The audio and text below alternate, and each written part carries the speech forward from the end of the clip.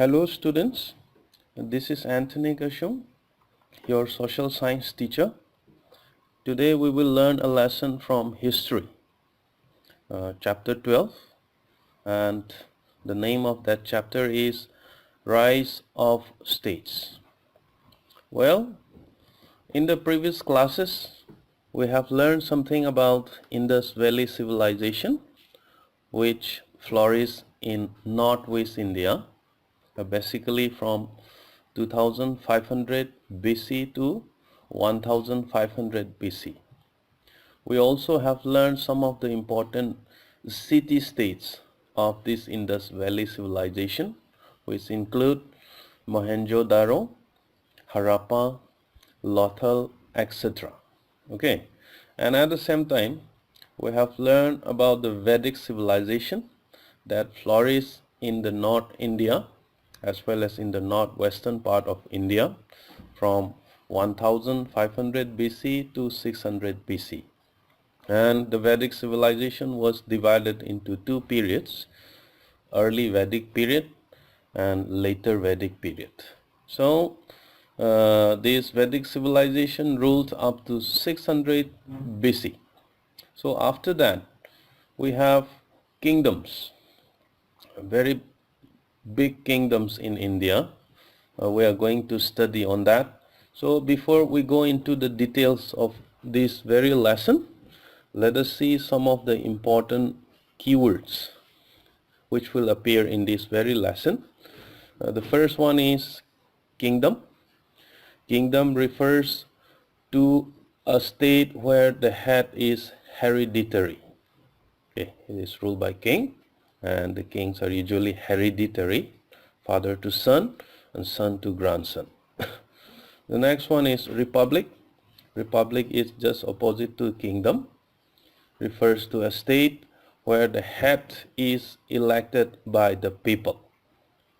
Jana. Jana means tribe. In 6th century BC, there were so many tribes ruling in the North India, especially Bharatas, Purus, Matsyas, Kurus, etc. Janapada, a small state during Buddhist time. So this Jana, they live in this Janapada, it is a state. Mahajanapada, bigger states, each comprising of many Janapadas. Matsyas, minister in the Buddhist period. This minister of the kingdom during the Buddhist periods. So, as I have already told you, by 6th century BC, especially this north and northwestern part of India, it was divided into different states, okay, which were known as Mahajanapada. So, by 6th century BC, there were 16 Mahajanapadas or states or kingdoms, so to say.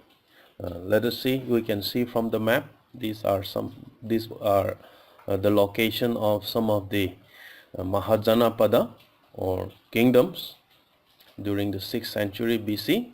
Some of them are Magadha, Anga, Videha, and in the northwestern part, Cambodia, Gandhara, Avanti, Chedi, and so on. So these were the states that existed from 6th century BC. Okay, during the 6th century BC, I mean 600 BC, most of these states, they were politically, they were struggling with one another, or so to say, they were fighting with one another for supremacy, so to say. And by 5th century BC, these Avanti, Kosala, this Kosala is here, Magadha and Vatsa, they were very, very successful after their struggle. And among these, Magadha came out as a champion. The champion, and they ruled most of the whole kingdom for so many years. Okay, so we will study, first of all we will study the political system of these kingdoms, hereditary kingship, was a form of government. For out of 14 kingdoms, they have a hereditary kingship, and the kings were assisted by council of ministers, Purohitas were the priest, Senapati, chief of armed forces, and basically it refers to army general also. They involve in the administration, in the government of the king. And in republic, most of the rulers, they were elected by the people most probably, or elected by some of the well-to-do people. And agriculture was the main occupation as far as their economy is concerned. The people at the time grew crops, and they also engaged in animal rearing. And internal and external trade were existed. They trade with the kingdom. They trade among themselves internally, as well as they also trade with foreign countries like Iraq, and the Romans you might have heard it, and also they trade with China. And at the time there were so many professionals. They don't have professionals like the modern day. They don't have these computer or software engineer. They don't have rocket scientists and all. But at the time, people engage in blacksmithery. Some of them are blacksmith, goldsmith, carpenters, and all these professionals. They also form guilds. Guilds means a society or an organization, or whatever it may be. It was known as sanghas. Okay. And for exchange, silver and copper, it was used as a medium for exchange. Okay. They also use barter system. Barter system means exchange of goods, but mostly they use silver and copper for exchange. Next, the society of the 6th century BC in India, it was divided into 4 castes. You know what are they? The Brahmanas, the Kshatriyas, the Vaishyas, and the Sudras. So in that way, the society, they have a caste system. And Hinduism, it was widely practiced as a religion. They also follow Buddhism and Jainism, which were very popular at the time. So these are some of the important points of society and religion of the 6th century BC, of the mahajanapadas, or the kingdoms during that time. So as I have already mentioned before, this Magadha was one of the mahajanapada, or the kingdom, during the 6th century BC. After politically struggling among each other, this Magadha came out as the most powerful state among the 16 states. Okay. The first king of Magadha, whose name was Bimbisara, you can see the picture of this Bimbisara. This was a portrait. He ruled from 544 BC to 492 BC. He was of Haryanka dynasty. There were so many dynasties at the time, so he belonged to Haryanka dynasty. Let us repeat again. And this Bimbisara, he lived during the time of this Gautama Buddha, who was the founder of Buddhism religion. Okay, or so to say, he was contemporary of this Gautama Buddha. Bimbisara also conquered many states by aggression as well as by conquest. He made friends with many rulers, and he also had many enemies, so to say. One of his wife, she was from Kosala. She brought this Kasi. Okay, Kasi was also a mahajanapada, as a gift, so to say, during their marriage. In Manipuri we call it awun pot. She brought this Kasi as an awun pot to this Magadha. The king was Bimbisara.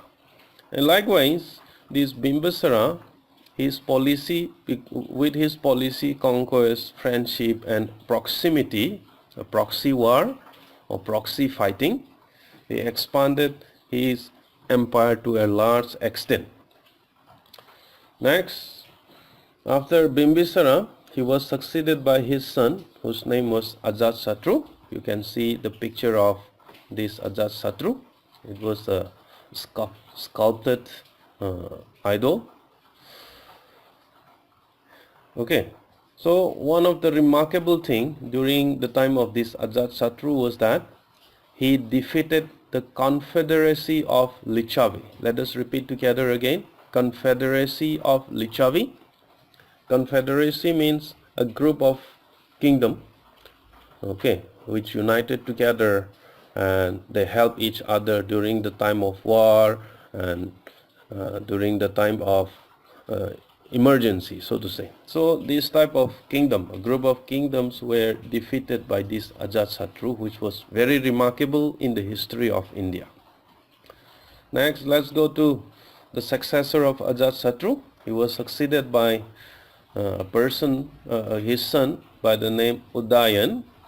He ruled from 460 BC to 444 BC. Okay. Actually, the capital of Magadha was Rajgir, but during the time of Udayan, he shifted the capital from Rajgir to Pataliputra, which is in Patna, the present Patna, the capital of Bihar, right?